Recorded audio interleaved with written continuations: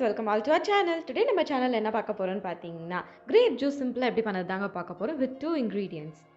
நம்ம பண்ண போகிற கிரேப் ஜூஸ் பார்த்தீங்கன்னா தாராளமாக 15 to 20 மெம்பர்ஸ் குடிக்கலாங்க. நான் வந்து 1/2 kg கிரேப்ஸ் எடுத்திருக்கேன். செகண்ட் இன்கிரீடியன்ட் பார்த்தீங்கன்னா சுகர் எடுத்திருக்கேன். கிரேப்ஸ்க்கு ஈக்குவலாக 1/2 kg சுகர் எடுத்திருக்கேன். ஃபர்ஸ்ட் கிரேப் ஜூஸ் பண்ணுற பிகினர்ஸ்க்குலாம் வந்து கிரேப்ஸ் வந்து செலக்ட் பண்ண தெரியாது. ஸோ அவங்களுக்காக நான் இதை சொல்கிறேன். கிரேப்ஸ் கடையில் போய் வாங்கும்போது நீங்கள் கிரேப்ஸோட தோலை வந்து நல்லா ப்ரெஸ் பண்ணி பார்த்தீங்கன்னா dark pink that mean violet கலரில் இருக்கும். உங்களுக்கு கிரேப் ஜூஸ் நம்ம வரும் பார்த்தீங்களா, அந்த கலரில் வந்து தோலை ப்ரெஸ் பண்ணி பார்த்தீங்கன்னா வந்து அந்த கலர் வருங்க. ஸோ அது மட்டுமே தான் வந்து நம்ம கிரேப் ஜூஸ் பண்ணுறதுக்கான கிரேப்ஸ். இப்போ கிரேப்ஸை வந்து நல்லா வாஷ் பண்ணிக்கிட்டு தனியாக உதிர்த்து எடுத்து வச்சுக்கணும். இப்போ நெக்ஸ்ட் பார்த்தீங்கன்னா நான் வந்து ஒரு நல்ல பெரிய வெசல் தட் மீன் ஒரு குண்டா அது மாதிரி நான் எடுத்துக்கிறேன். ஸோ ஜூஸ் செய்யறதுக்கு அது மாதிரி ஒரு நல்ல பெரிய ஒரு வெசல் இருந்தால் தான் கம்ஃபர்டபுளாக இருக்கும் செய்யறதுக்கு. நான் அதில் பார்த்தீங்கன்னா 2.5 லிட்டர்லேருந்து 3 லிட்டர் தண்ணி நான் எடுத்துக்கிறேன். தண்ணி எடுத்து நல்லா கொதிக்க வச்சுக்க போகிறேன். தண்ணி நல்லா கொதிக்கணும். தண்ணி நல்லா கொதிச்சதுக்கப்புறம் நம்ம எடுத்து வச்சுருக்கோம் பார்த்தீங்களா, அந்த கிரேப்ஸ் நம்ம ஆட் பண்ணணுங்க. கவனமாக இருந்துக்கோங்க. தண்ணி கொதிச்சதுக்கு அப்புறமே தான் கிரேப்ஸ் நம்ம ஆட் பண்ணணும்.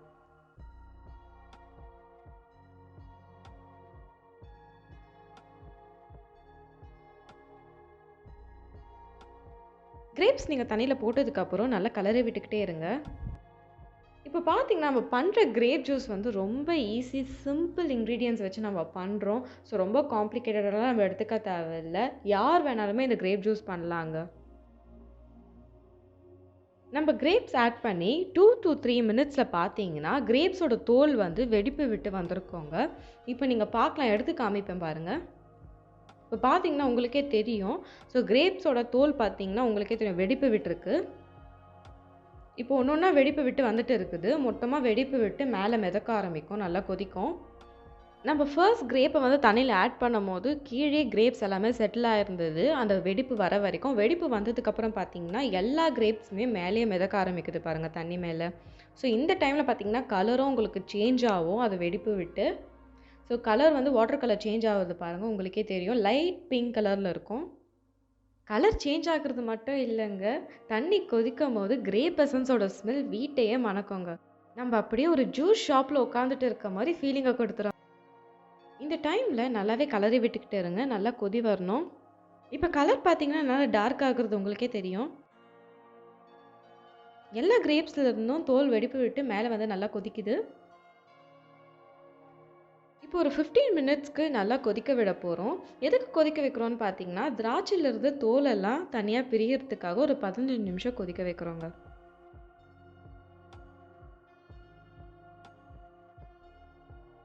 இப்போ பார்த்தீங்கன்னா தண்ணி கொதிக்க ஸ்டார்ட் ஆகுது. ஸோ நான் சொன்ன மாதிரி 15 மினிட்ஸ் நல்லா கொதிக்க வைங்க.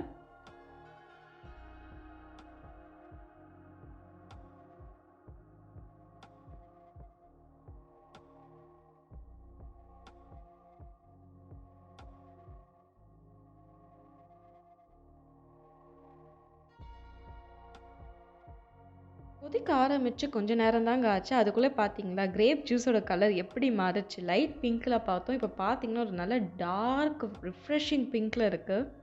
நான் சொன்ன மாதிரி இப்போ தான் கொதிக்க ஆரம்பிச்சிருக்கு. ஸோ இன்னும் வந்து நல்லா கொதிக்கட்டும். ஒரு 15 மினிட்ஸ்க்கு நீங்கள் அப்படியே விட்டுருங்க.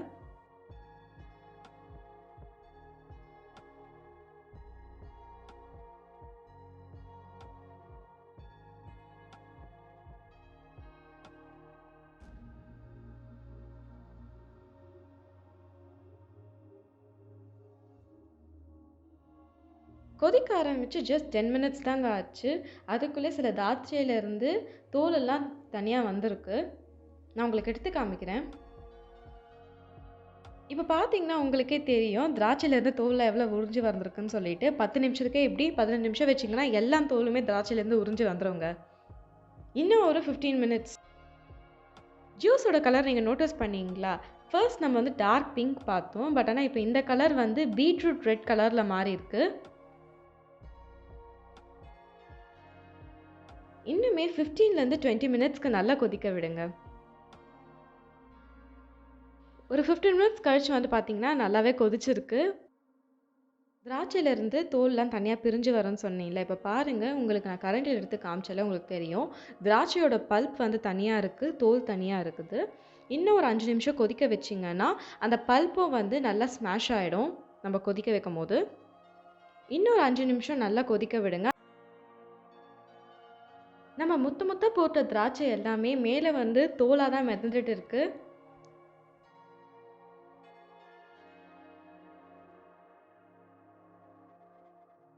முதல்ல பார்த்தீங்கன்னா ஜூஸ் கலர் வந்து என்னென்னு சொல்லிட்டு உங்களுக்கு கரண்டில் எடுத்து எடுத்து காமிச்சிட்டு இருந்தேன் சேஞ்ச் ஆகுறது. ஆனால் இப்போ எடுத்து காமிக்க வேண்டிய அவசியம் இல்லை, கிளியராகவே தெரியுது ஜூஸ் என்ன கலரில் இருக்குன்னு.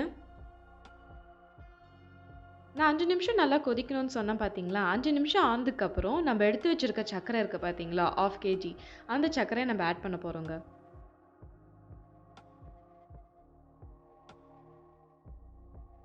இப்போ எதுக்கு சுகர் வந்து நம்ம இந்த ஜூஸ்லேயே வந்து மிக்ஸ் பண்ணுறோன்னு பார்த்தீங்கன்னா, நம்ம ஜூஸ் ரெடி பண்ணி முடிச்சதுக்கப்புறம் கூட ஃபில்டர் பண்ணிட்டதுக்கப்புறம் நம்ம வந்து ஸ்டிர் பண்ணிக்கலாம்.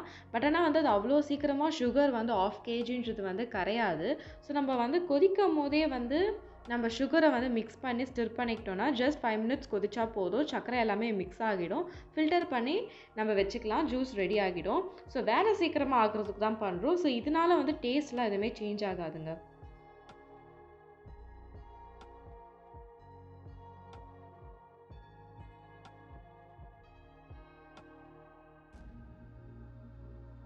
நான் சொன்ன மாதிரி சர்க்கரை ஆட் பண்ணி நல்லா ஸ்டிர் பண்ணிக்கோங்க. சர்க்கரை ஆட் பண்ணதுக்கப்புறம் 5 நிமிஷம் நான் கொதிக்க விடணும்னு சொன்னேன். ஸோ அது மாதிரி நீங்கள் கொதிக்க விட்டுக்கோங்க. கொதி வர ஸ்டார்ட் ஆகிடுச்சு. ஸோ இதிலேருந்து 5 நிமிஷம் நல்லா கொதிக்கட்டும். அதுக்கப்புறம் நம்ம ஸ்டவ் ஆஃப் பண்ணிக்கலாங்க.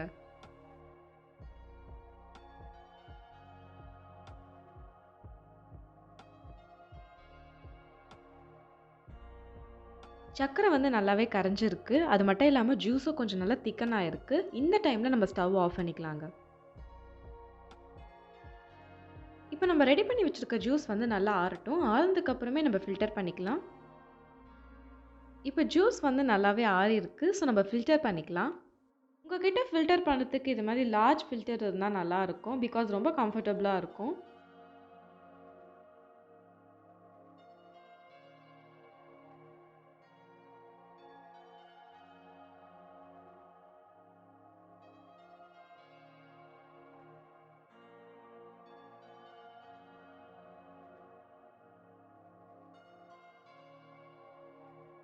இப்போ நம்ம ஃபில்டர் பண்ணுறோம் பார்த்தீங்களா, ஃபில்டர் பண்ணும்போது அந்த கரண்டிலேயே நல்லா ப்ரெஸ் பண்ணி எடுத்துக்கோங்க அந்த சக்கை எல்லாமே. நம்ம எதுக்கு அதை மாதிரி எடுக்க சொல்கிறோன்னு பார்த்தீங்கன்னா, அந்த தோலுலேயும் அந்த பல்ப்லேயும் வந்து ஃப்ளேவர் அதிகமாக இருக்கும். நிறைய பேர் கிரேப் ஜூஸ் பண்ணுற மெத்தட் பார்த்தீங்கன்னா, பிளெண்டரோ இல்லை மிக்சர்லேயோ போட்டு நல்லா பிளெண்ட் பண்ணி எடுத்து அதுக்கப்புறம் ஃபில்டர் பண்ணுவாங்க. கிரேப் சீடு இருக்கிறதுனால சில பேருக்கு வந்து பிடிக்காது, அது வாயில் வந்து அகப்படும், நர நரன்னு இருக்கும். ஸோ நம்ம வந்து ஸ்மாஷ் பண்ணி இது மாதிரி எடுத்துக்கிட்டோனாலே ப்ரெஸ் பண்ணி நம்மளுக்கு நல்லா ஃபில்டர் ஆகி வந்துடும். நம்ம மிக்சிலலாம் போட்டு கிரைண்ட் பண்ண வேண்டிய அவசியமே இருக்காதுங்க.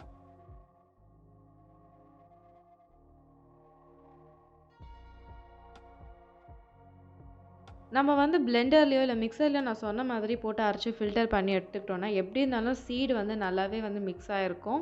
ஸோ நல்லா வந்து எப்படி இருந்தாலும் ஜூஸ் குடிக்கும் போது அடியில் வந்து சீடெல்லாம் வந்து தங்கிடும். ஸோ பிடிக்காது லாஸ்ட்டாக சிப் குடிக்கிறதுக்கு. லாஸ்ட் 2-3 சிப்ஸ் குடிக்கும் போது சீடு வந்து அழகப்படும். ஆனால் இந்த ஜூஸில் வந்து அது மாதிரி எதுவுமே இல்லைங்க. லாஸ்ட் வரைக்கும் நீங்கள் ஜூஸ் குடிக்கும் போது கூட அந்த லாஸ்ட் கிளாஸ் கூட ஜூஸ் வந்து நார்மல் ஜூஸ் மாதிரியே தான் இருக்கும்.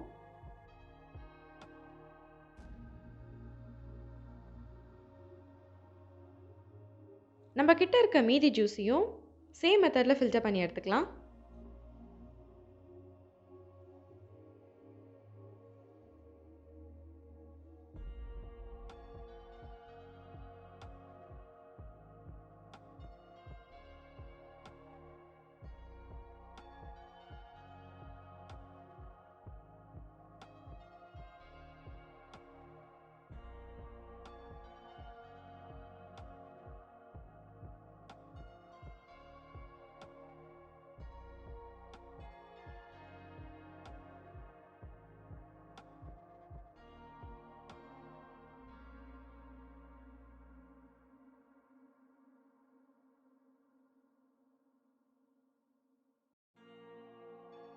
இந்த மெத்தடில் வந்து நம்ம ஃபில்டர் பண்ணோன்னா சீடெல்லாம் நம்ம வாயில் வந்து அகப்படாது.